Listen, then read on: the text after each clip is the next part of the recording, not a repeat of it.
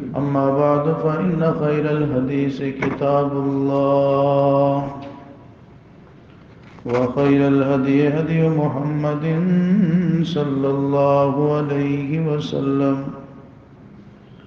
وشر الأمور محدثاتها وكل محدثة بدعة كل بدعة ضلالة وكل ضلالة في النار. اللهم صل على محمد وعلى آل محمد كما صليت على إبراهيم وعلى آل إبراهيم إنك حميد مجيد. اللهم بارك على محمد وعلى آل محمد كما باركت على إبراهيم وعلى آل إبراهيم إنك حميد مجيد. أعوذ بالله السميع العليم من الشيطان الرجيم. بسم الله الرحمن الرحيم.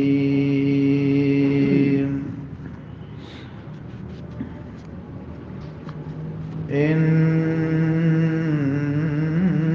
المنافقين يخادعون الله وهو خادعهم وإذا قاموا إلى الصلاة قاموا كسالى يراءون الناس ولا يذكرون الله إلا قليلا.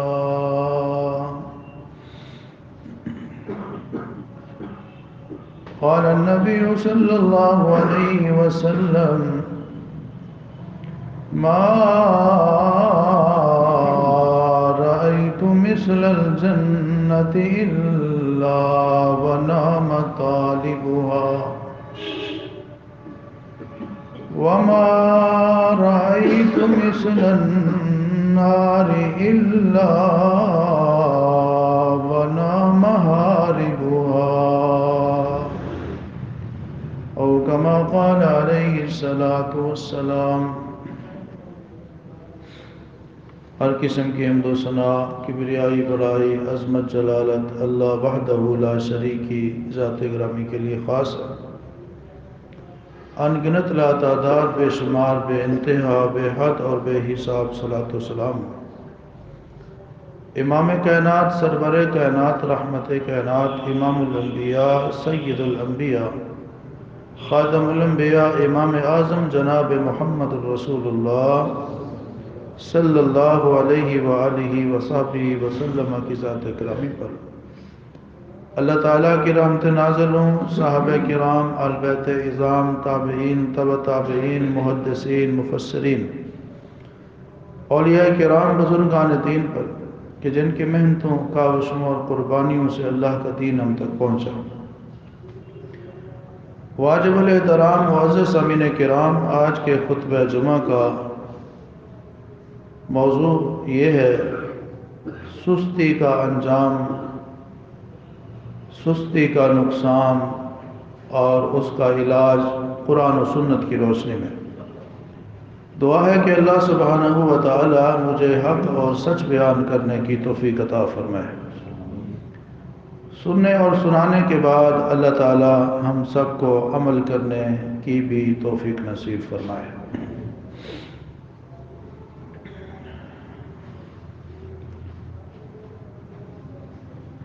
سستی کیا ہوتی ہے؟ سستی کسے کہتے ہیں؟ سستی کا مفہوم کیا ہے؟ کسی کام کو بر وقت اور صحیح طریقے سے انجام نہ دینے کو سستی کہتے ہیں. اور شریعت کی اصطلاح میں دینی کاموں کو، شریعت کے احکامات کو انجام دینے میں غفلت اور بلا وجہ تاخیر کرنے کو سستی اور کہلی کہا جاتا ہے. ہمارے معاشرے میں جو بری عادات عوام میں لوگوں میں ہیں، ان میں ایک انتہائی بری عادت سستی اور کہلی ہے۔ سست روی، ٹال مٹول، تاخیر، پھر کبھی کر لوں گا، ابھی تو بڑا ٹائم پڑا ہے، ابھی تو بڑا وقت پڑا ہے، چلیں کل سوچتے ہیں، اس بارے میں بھی سوچتے ہیں، کل کر لوں گا۔ یہ جو جملہ ہے یہ ہمارے لیے دشمن اور ہمارے مستقبل کے لیے تباہ کن ہے۔ یہ آج کے کام کو، ضروری کام کو، اہم کام کو آئندہ پر ڈالنا، اس کی مثال ایسے ہے جس طرح کسی آدمی کی ڈیوٹی لگ جاتی ہے کہ اس نے ایک مضبوط درخت کو اکھاڑنا ہے۔ وہ درخت کے قریب جاتا ہے اور جا کر دیکھتا ہے، کہتا ہے درخت بڑا مضبوط ہے، بڑی مشکل سے وہ اکھاڑا جائے گا، لہذا میں آج نہیں اگلے ہفتے آؤں گا اور اس کو اکھاڑ لوں گا۔ اگلے ہفتے آتا ہے، دیکھتا ہے درخت پہلے سے بھی زیادہ مضبوط ہو گیا، کہتے ہیں اگلے سال آؤں گا، اس کو اکھاڑوں گا۔ اب یہ جو جلدی والا کام تھا اس کو آئندہ پہ ڈالتے ڈالتے اس نتیجے پہ پہنچتا ہے درخت مضبوط سے مضبوط تر ہوتا چلا جاتا ہے، اور یہ شخص اپنی عمر کے گزرنے کے ساتھ ساتھ کمزور ہوتا چلا جاتا ہے۔ اب وہ کام جو اتنا عرصہ پہلے آسانی سے سر انجام دیا جا سکتا تھا، اب وہ مشکل سے مشکل ترین بن گیا۔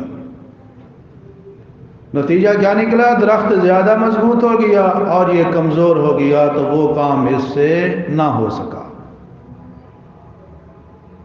یہی وجہ ہے کہ جب ہم یہ کہتے ہیں کہ کل کر لیں گے، آج کے کام کو کل پہ چھوڑتے ہیں، تو پھر ایسے ہوتا ہے کہ وہ کام بڑھتا چلا جاتا ہے، مشکل ہوتا چلا جاتا ہے، اور ہم عمر کے گزرنے کے ساتھ ساتھ کمزور ہوتے چلے جاتے ہیں، وسائل کم ہوتے جاتے ہیں، اور ہم اپنی موت کے قریب تر ہو جاتے ہیں۔ آج ہمارے معاشرے میں جو بگاڑ ہے، جو مسائل ہیں، دینی حوالے سے، جملہ احکام کے حوالے سے، عبادات کے حوالے سے، کاروبار ہو، گھر ہو، دفاتر ہوں، یہ جو مسائل پیدا ہو رہے ہیں سستی کی وجہ سے۔ کل آ رہنا، کل کر لیں گے، کل دیکھتے ہیں۔ کتنے دکاندار ہیں، پیسے موجود ہیں، لینے والا آتا ہے جمعرات کو آنا، کل آنا، کل کس نے دیکھی ہے؟ کتنے لوگ ہیں جب ان کو نماز کی دعوت دی جائے وہ کہتے ہیں ابھی ذرا مصروف ہوں، کل سے شروع کروں گا۔ کسی کو دینداری والی زندگی، اسلامی زندگی گزارنے کا کہا جائے، وہ کہتے ہیں ابھی کچھ مسائل ہیں، بس بہت جلد انشاءاللہ میں داڑھی بھی رکھ لوں گا، عمرہ بھی کر لوں گا، پکا نمازی بن جاؤں گا۔ اس کی بہت ساری مثالیں ہمارے معاشرے میں موجود ہیں اور آپ سب اچھے طریقے سے جانتے ہیں۔ لہذا سستی کہلی دین کے حوالے سے بھی انسان کے لیے نقصان دہ اور تباہ کن ہے، اور دنیا کے حوالے سے بھی انسان کے لیے نقصان دہ اور تباہ کن ہے۔ اللہ تعالی ہم سب کو سستی اور کہلی سے محفوظ فرمائے۔ سستی انسان کے لیے کتنی نقصان دہ ہے، اس کے دین اور دنیا کے لیے۔ ایک حدیث آپ کو میں سناتا ہوں، اس سے آپ اندازہ لگانا۔ امام الانبیاء جناب محمد رسول اللہ صلی اللہ علیہ وسلم کے بارے میں سیدنا انس رضی اللہ تعالیٰ عنہ بیان فرماتے ہیں، اللہ کے پیارے رسول علیہ السلام اللہ رب العالمین سے دعا مانگا کرتے تھے، اور اس دعا میں اللہ کے پیغمبر کئی چیزوں سے پناہ مانگا کرتے تھے اللہ کی۔ اللہ کے پاک پیغمبر علیہ السلام دعا یوں کرتے، اللہ کے نبی فرماتے، اللہم انی اعوذ بک من الہم والحزن والعجز والكسل والبخل والجبن وزلع الدين وغلبة الرجال۔ اے اللہ میں تیری پناہ میں آتا ہوں پریشانی سے، غمگینی سے، عاجزی سے، سستی سے، بخیلی سے، بزدلی سے، قرض کے غلبے سے اور لوگوں کے پریشر سے، دباؤ سے۔ اللہ کے نبی صلی اللہ علیہ وسلم 8 چیزوں سے پناہ مانگتے ہیں اس دعا کے اندر۔ یا اللہ غم سے میں تیری پناہ میں آتا ہوں، پریشانی سے تیری پناہ میں آتا ہوں، عاجزی سے کہ جب بندہ عاجز ہو جاتا ہے، بے بس ہو جاتا ہے، اس کا بس نہیں چلتا، کچھ نہیں کر سکتا، اس وقت سے میں تیری پناہ میں آتا ہوں۔ والکسل، اے اللہ میں سستی سے تیری پناہ میں آتا ہوں کہ مجھے سستی سے بچا لینا۔ والبخل والجبن، اللہ مجھے بخیلی سے بچا لینا، مجھے بزدلی سے بچا لینا، میں بخیلی اور بزدلی سے بھی تیری پناہ میں آتا ہوں۔ وزلع الدین، میرے اوپر معاملات کی وجہ سے، ضروریات کو پورا کرنے کی وجہ سے قرض کا بہت زیادہ بوجھ ہو جائے، اللہ میں تیری پناہ میں آتا ہوں۔ وغلبۃ الرجال، لوگوں کا میرے اوپر دباؤ ہو، اللہ میں تیری پناہ میں آتا ہوں۔ اللہ کے نبی صلی اللہ علیہ وسلم نے سستی سے اللہ کی پناہ مانگی ہے۔ پناہ اس لیے مانگی ہے کہ سستی اور کہلی انسان کے دین اور دنیا دونوں کے لیے خطرناک اور تباہ کن ہے۔ اللہ تعالی ہم سب کو تمام معاملات میں سستی کرنے سے محفوظ فرمائے۔ اس حوالے سے دوسری بات یہ ہے کہ سستی کیوں پیدا ہوتی ہے؟ ایک سوال ہے، سستی کیوں ہوتی ہے؟ انسان سست کیوں ہوتا ہے؟ اس کی کیا وجوہات ہیں؟ پہلی وجہ یہ ہے شیطان کی جال میں پھنس جانا اور نماز کو چھوڑ دینا۔ امام الانبیاء جناب محمد رسول اللہ صلی اللہ علیہ وسلم نے فرمایا، جب رات کو بندہ سوتا ہے شیطان اس کی گردن پہ 3 گرہیں لگاتا ہے، اور ہر گرہ لگاتے ہوئے پھونک مارتے ہوئے کہتا ہے سو جا، رات بہت لمبی ہے، ابھی بڑا وقت پڑا ہے۔ آپ علیہ السلام نے فرمایا بندہ اگر رات کو فجر کے وقت اٹھتا ہے، اللہ کو یاد کرتا ہے، یعنی دعا پڑھتا ہے، الحمدللہ الذی احیانا بعد ما اماتنا والیہ النشور، اللہ کو یاد کرتے، اللہ کا ذکر کرتا ہے، اللہ کے نبی فرماتے ہیں ایک گرہ کھل جاتی ہے، اٹھتا ہے وضو کرتا ہے، دوسری گرہ کھل جاتی ہے، پھر نماز پڑھتا ہے، شیطان کی لگائے ہوئے تیسری گرہ بھی کھل جاتی ہے۔ اصبح نشیطا طیبا نفسی، جب وہ بندہ صبح کرتا ہے وہ چست ہوتا ہے، اور اس کا جو نفس ہے، اس کا جو جسم ہے، اس کی جو جان ہے، اس کی جو روح ہے، وہ پاک اور پاکیزہ ہوتی ہے۔ اگر رات کو وہ شیطان کی گرہوں کو کھولنے کی کوشش نہیں کرتا، نہ صبح اٹھتے ہوئے اللہ کا ذکر کرتا ہے، نہ وضو کرتا ہے، نہ نماز پڑھتا ہے، تینوں گرہیں باندھی رہتی ہیں، جب وہ صبح کے وقت اٹھتا ہے اصبح خبیث النفس کسلان، اس کا نفس خبیث اور پلید ہو چکا ہوتا ہے، کسلان، وہ خود سست ہوتا ہے، سارا دن سستی میں گزارتا ہے۔ سستی کیوں پیدا ہوتی ہے؟ نماز چھوڑنے کی وجہ سے۔ جس بندے کو فجر کی نماز نصیب نہیں ہوتی سارا دن سستی میں گزرتا ہے۔ یہ بات کون فرما رہے ہیں؟ جناب محمد رسول اللہ صلی اللہ علیہ وسلم۔ دوسری وجہ سستی کیوں پیدا ہوتی ہے؟ زیادہ کھانے کی وجہ سے اور زیادہ سونے کی وجہ سے سستی ہوتی ہے۔ جو لوگ زیادہ کھاتے ہیں کھانے کے بعد ان کو سستی ہوتی ہے، جمائی آتی ہے، اباسی آتی ہیں، سست ہو جاتے ہیں، پھر سو جاتے ہیں۔ اور جو بہت زیادہ سوتا ہے، کثرت کے ساتھ سوتا ہے، وہ بھی سونے کا عادی بن جاتا ہے، اس کی مزاج میں طبیعت میں سستی آ جاتی ہے، اس کا دل کرتا ہے کچھ نہ کروں بس سویا رہوں۔ امام ابن قیم رحمہ اللہ فرماتے ہیں کچھ کام ہیں جو انسان کے بدن کو، جسم کو بیمار کر دیتے ہیں، وہ 3 کام بتائے ہیں۔ پہلا کام یہ ہے بہت زیادہ گفتگو کرنا، اور دوسرا کام بہت زیادہ سونا، اور تیسرا کام بہت زیادہ کھانا۔ یہ ایسے کام ہیں جو انسان کے جسم کو کمزور کر دیتے ہیں۔ امام الانبیاء جناب محمد رسول اللہ صلی اللہ علیہ وسلم نے فرمایا، یہ جو جماعی لینا، اباسی لینا، یہ شیطان کی طرف سے ہے۔ جب تم میں سے کسی کو نماز کی حالت میں جماعی ہے، فَلْيَقْضِمْ مَا اسْتَطَاعَ، اس کو حسب توفیق، حسب استطاعت اسے روکنا چاہیے تاکہ شیطان اپنے مشن میں کامیاب نہ ہو۔ شیطان چاہتا ہے کہ بندہ نماز میں سست ہو جائے، اللہ کا ذکر تھوڑا کرے، توجہ کسی اور طرف ہو جائے۔ شیطان نماز میں جماعی دلا کر، اباسی دلا کے نمازی کو سست کرنا چاہتا ہے۔ اللہ کے نبی فرماتے ہیں شیطان کو کامیاب نہیں ہونے دینا۔ زیادہ کھا کے نماز پڑھے نا، پھر بڑی اباسیاں آتی ہیں، بڑی جماعیاں آتی ہیں۔ نیند پوری نہ ہو، نماز پڑھیں تو پھر نماز کے اندر اباسیاں آتی ہیں، جماعیاں آتی ہیں۔ اور تیسری چیز ہے جس کی وجہ سے سستی ہوتی ہے، وہ لمبی آرزویں، لمبی امیدیں۔ کر لوں گا بھائی، بہت ٹائم پڑا ہے، ابھی یہ نپٹا لوں، وہ کر لوں گا، کل کروں گا، آئندہ کروں گا۔ فیوچر کا یہ پلان ہے، مستقبل کے جو میرے منصوبے ہیں ان میں یہ منصوبہ بھی میں نے ڈال دیے، کر لوں گا۔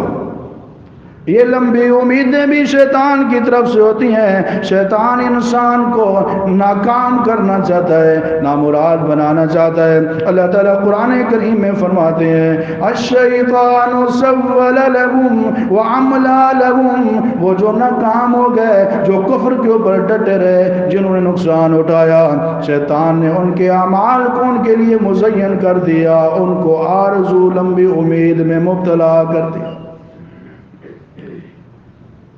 ذرهم يأكلوا ويتمتعوا ويلههم العمل فسوف يعلمون۔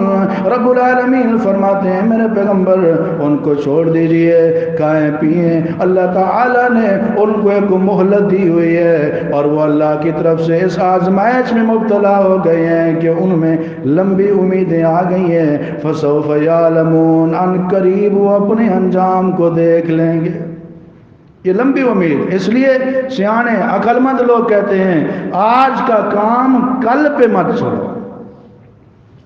کتنے لوگ ایسے ہیں جن کو یہ کہا جاتا تھا کہ بھائی نماز پڑھا کرو، نماز فرض بھی ہے، حق بھی ہے، قرض بھی ہے، مسلمان ہونے کی بڑی نشانی بھی ہے، علامت بھی ہے۔ نماز کے بغیر اسلام نہیں ہے، نماز کے بغیر ایمان نہیں ہے، نماز کے بغیر نجات نہیں ہے، نماز کے بغیر جنت نہیں ہے، نماز کے بغیر کامیابی نہیں ہے۔ جواب یہ دیتے تھے میں کل پڑھوں گا۔ کتنے لوگ ہیں جو کہتے تھے کل پڑھوں گا، ان کو کل نصیب نہیں ہوئے، کل قبر کے اندر ہوئے، وہاں تو چانس ہی ختم ہو چکا تھا، موقع ہی ختم ہو چکا تھا۔ کتنے لوگ کل کا کہہ کے دنیا سے چلے گئے، ان کو کل ہی نصیب نہیں ہوئی۔ اللہ کا قرآن کہتا ہے ان اللہ عنده علم الساعة وينزل الغیث وَيَعْلَمُ مَا فِي الْأَرْحَامِ وَمَا تَدْرِي نَفْسٌ مَاذَا تَكْسِبُ غَدًا۔ کوئی نہیں جانتا کل وہ کیا کرے گا، کل وہ کون سا کام کر سکے گا، کون سا کام نہیں کر سکے گا۔ اس لیے یہ سستی کی وجہ لمبی امیدیں ہیں، کر لوں گا۔ قرآن کریم میں رب العالمین نے ان لوگوں کے بارے میں بتایا دنیا میں اللہ کو نہیں مانا، اللہ کے رسول کو نہیں مانا، اپنی اصلاح نہیں کی، آخرت کی فکر نہیں کی، اللہ کی آیات کو جھٹلاتا رہا، غفلت میں رہا، سستی میں رہا۔ جب موت کا وقت آتا ہے، اللہ رب العالمین کے پاس جانے کا وقت آتا ہے، فرمایا حتی اذا جاء احدهم الموت قال رب ارجعون۔ موت کا وقت آتا ہے، اس وقت وہ افسوس کر رہے ہوتے ہیں، کہتے ہیں رب ارجعون، اے پروردگار ہمیں ایک چانس دے دے، موقع دے دے، ہمیں واپس لوٹا دے، لعلی اعمل صالحا فیما ترکت کلا، اب ہم واپس جا کر اچھے کام کریں گے، غلط کام نہیں کریں گے۔ اللہ اکبر۔ سورۃ المنافقون کے اندر اللہ رب العالمین نے فرمایا وَأَنفِقُوا مِمَّا رَزَقْنَاكُم مِّن قَبْلِ أَن يَأْتِيَ أَحَدَكُمُ الْمَوْتُ فَيَقُولَ رَبِّ لَوْلَا أَخَّرْتَنِي إِلَىٰ أَجَلٍ قَرِيبٍ فَأَصَّدَّقَ وَأَكُن مِّنَ الصَّالِحِينَ۔ فرمایا اس وقت سے پہلے پہلے اللہ کی راہ میں مال خرچ کرو، ایسا نہ ہو کہ موت کا وقت آ جائے پھر بندہ افسوس کرتا رہے کاش میں سستی نہ کرتا، میں غفلت نہ کرتا، جلدی رب کی راہ میں خرچ کرتا۔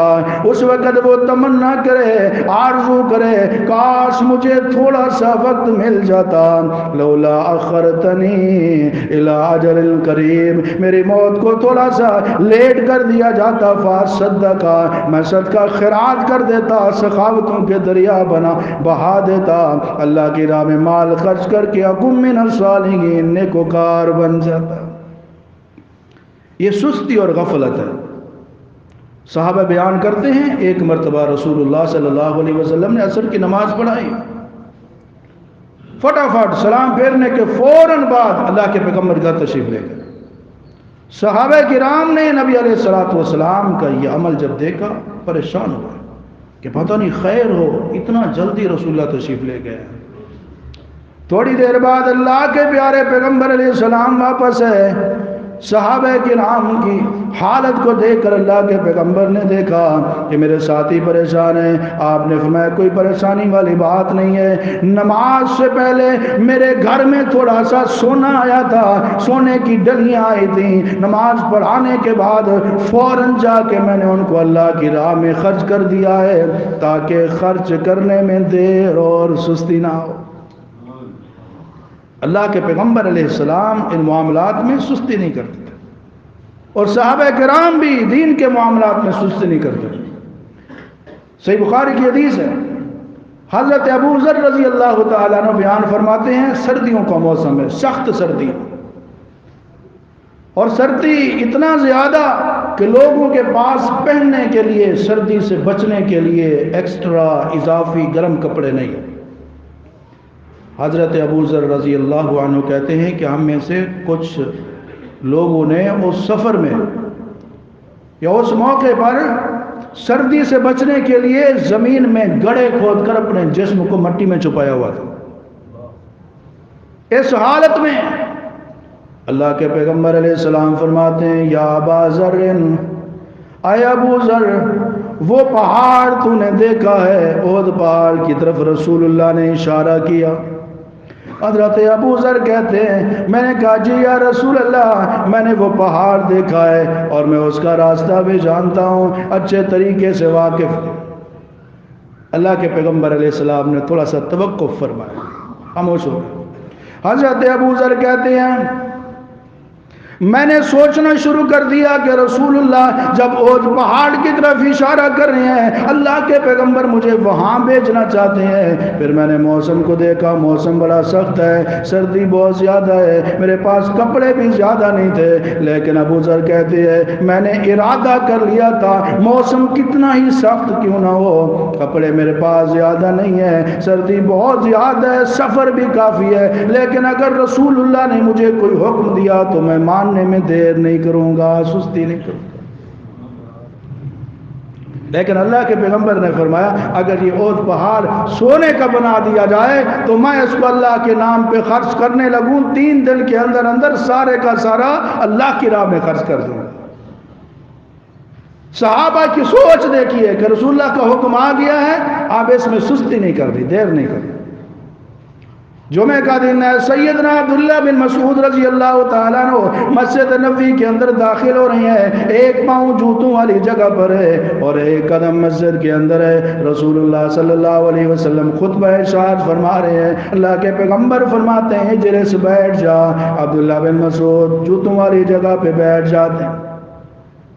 ابو داؤد کی حدیث ہے، اللہ کے پیغمبر علیہ السلام نے دیکھا عبداللہ بن مسعود رضی اللہ تعالیٰ عنہ کو جو تمہاری جگہ پہ بیٹھے ہوئے ہیں، آپ نے فرمایا تعال یا عبداللہ، عبداللہ آگے آ جاؤ، وہاں کیوں بیٹھے ہو؟ یا رسول اللہ آپ نے ہی تو فرمایا بیٹھ جاؤ۔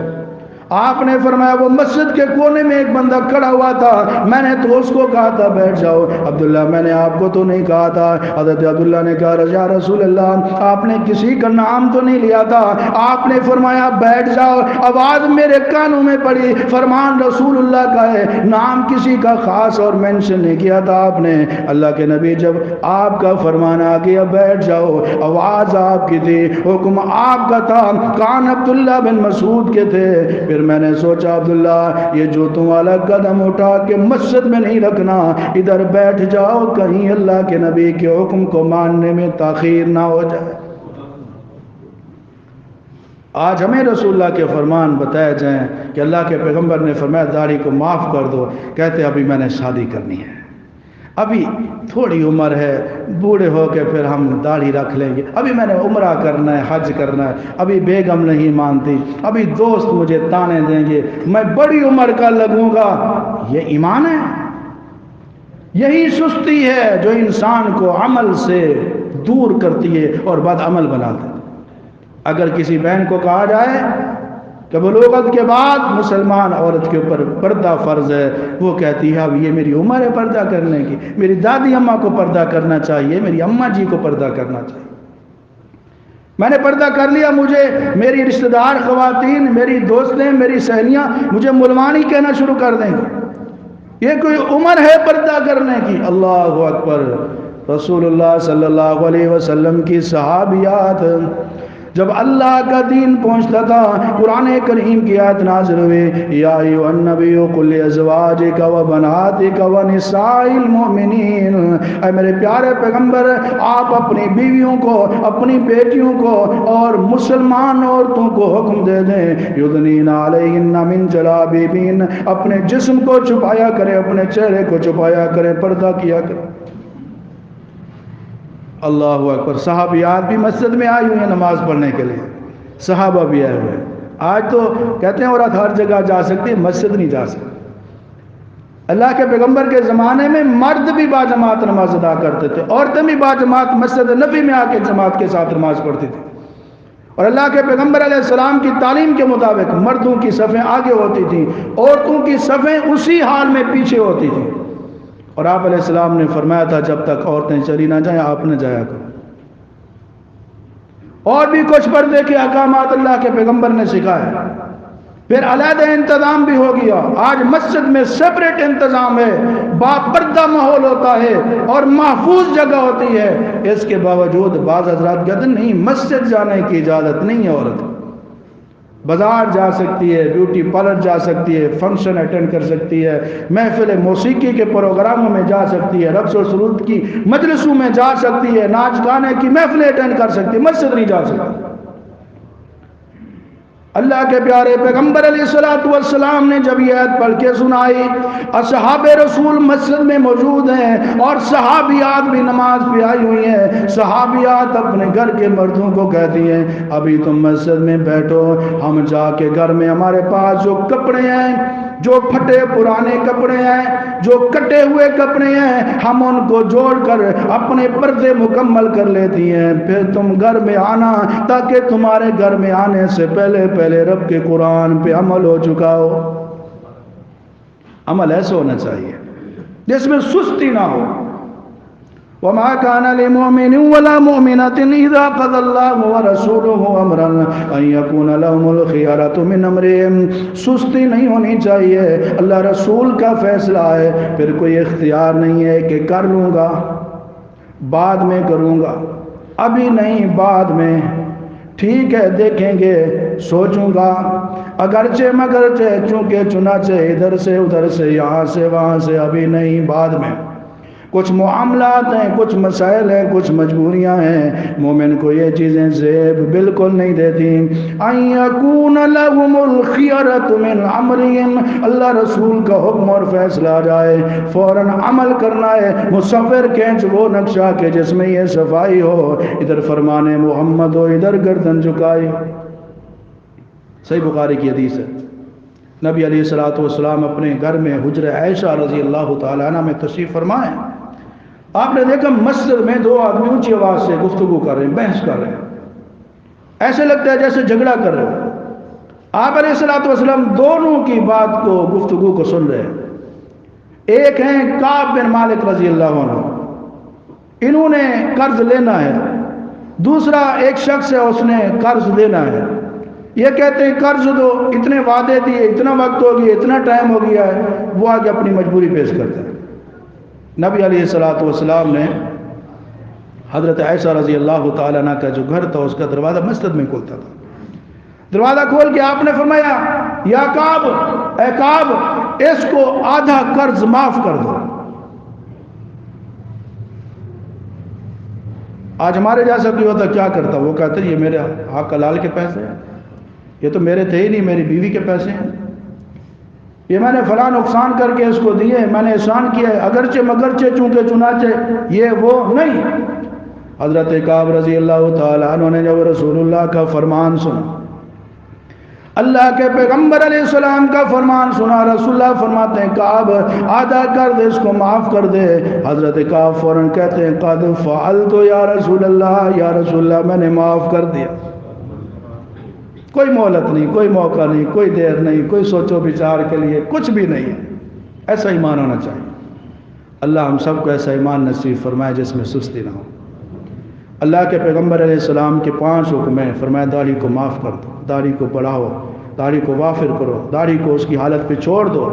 یہ 5 حکم کس کے ہیں؟ جناب محمد رسول اللہ صلی اللہ علیہ وسلم۔ آپ سب نے سن لیے ہیں۔ اللہ کے پیغمبر فرماتے ہیں وافر لہا، داڑھی کو معاف کر دو۔ معاف کر دیں گے؟ سب سن رہے ہیں نا؟ ذرا ہاتھ کھڑا کریں۔ جو نوجوان پہلے داڑھی نہیں رکھتے اب چھوڑ دیں گے، ہاتھ کھڑا کریں۔ ماشاءاللہ، جزاک اللہ، بارک اللہ فیک، دل سے، نیت سے، ارادے سے۔ اور جن کی داڑھی ہے وہ بھی ہاتھ کھڑا کر رہے ہیں۔ صرف وہ جو داڑھی کٹاتے ہیں، جو داڑھی منڈواتے ہیں، جو داڑھی کو معاف نہیں کرتے، اللہ کے پیغمبر نے فرمایا واف اللہا، داڑھی معاف کر دیں۔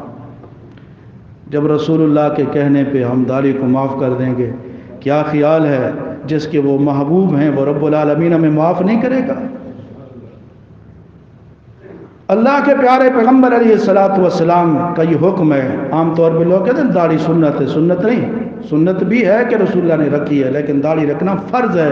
جس چیز کا حکم رسول اللہ دیں وہ فرض ہوتا ہے، جس کا حکم نہ دیں صرف خود کریں وہ سنت ہوتی ہے۔ یہ سنت بھی ہے رسول اللہ کی اور فرض بھی ہے کہ رسول اللہ نے حکم دیا ہے۔ اور جو اللہ کے پیغمبر کا حکم سن کرنا پھر آگے چون چنا اگرچہ مگرچہ کرتا، وہ حدیث بھی سن لیں۔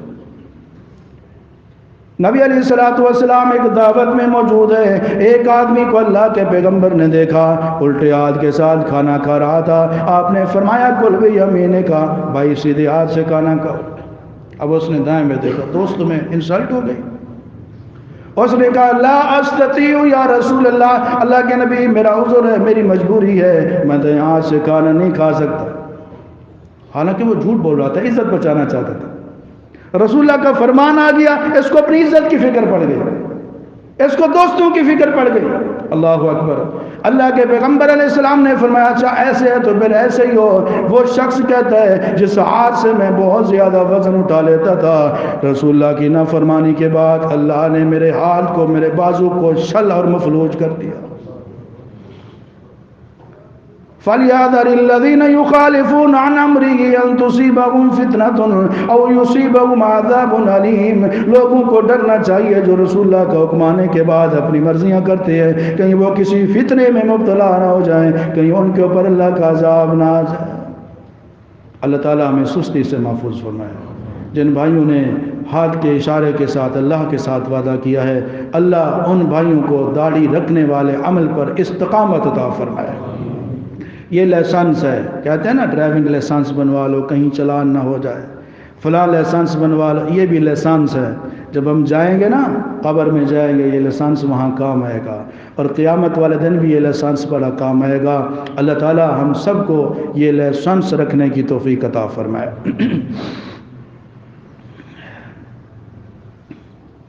جس بندے نے دنیا کی زندگی میں سستی اور کہلی کی، قیامت کے دن وہ بہت پریشان ہو۔ اس کے الفاظ اللہ نے قرآن کریم میں بیان فرمایا، ان تقول نفس یا حسرت علی ما فرطت فی جنب اللہ وان کنت لمن الساخرین. قیامت کا دن ہوگا، یہ مجرم آدمی افسوس کرے گا، اے افسوس سستی کی وجہ سے، غفلت کی وجہ سے، کہلی کی وجہ سے میں اپنے رب کے حق میں کوتاہی کر بیٹھا.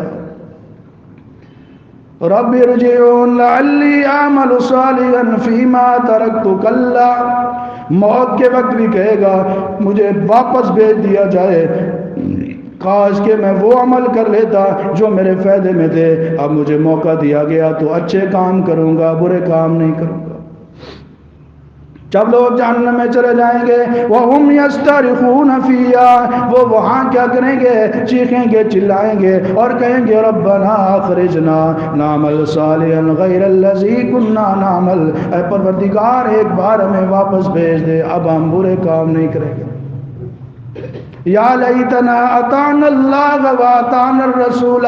دنیا میں زندگی سستی میں گزاری، غفلت میں گزاری، آئے افسوس کاش کہ ہم اللہ کی مانتے، اللہ کے رسول کی مانتے، اللہ کی اطاعت کرتے، اللہ کے رسول کی اطاعت کرتے. اللہ سے دعا ہے کہ اللہ رب العالمین ہم سب کو نیک اعمال کرنے کی توفیق عطا فرمائے، دینی اور دنیاوی معاملات میں ہم سب کو سستی اور کوتاہی سے محفوظ فرمائے. اور وہ مسنون دعا جو رسول اللہ پڑھا کرتے تھے، اللہم انی اعوذ بک اللہم انی اعوذ بک من الہم والحزن والعجز والکسل والبخل والجبن وضلع الدین وغلبۃ الرجال. اس دعا کو یاد کریں، عملی طور پہ ایکٹیو ہو جائیں، چست ہو جائیں، سستی ختم کر دیں اور اللہ سے دعا بھی مانگیں. انشاءاللہ اللہ اپنے سے مانگنے والوں کو ضائع نہیں کرتا، خالی نہیں بھیجتا. اللہ تعالی ہم سب کو دینی دنیاوی معاملات میں چستی نصیب فرمائے، سستی، غفلت اور کوتاہی اور کہلی سے محفوظ فرمائے. وآخر دعوانا الحمدللہ.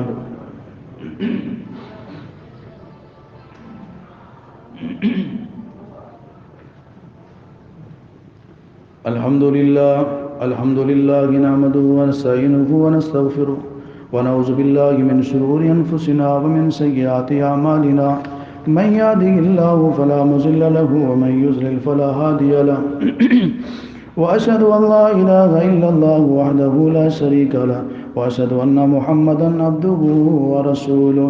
اللهم صل على محمد وعلى ال محمد كما صليت على ابراهيم وعلى ال ابراهيم انك حميد مجيد. اللهم بارك على محمد وعلى ال محمد كما باركت على ابراهيم وعلى ال ابراهيم انك حميد مجيد. اللهم اغفر لنا وللمؤمنين والمؤمنات والمسلمين والمسلمات الاحياء منهم والاموات. سبحان ربك رب العزة عما يصفون وسلام على المرسلين والحمد لله رب العالمين.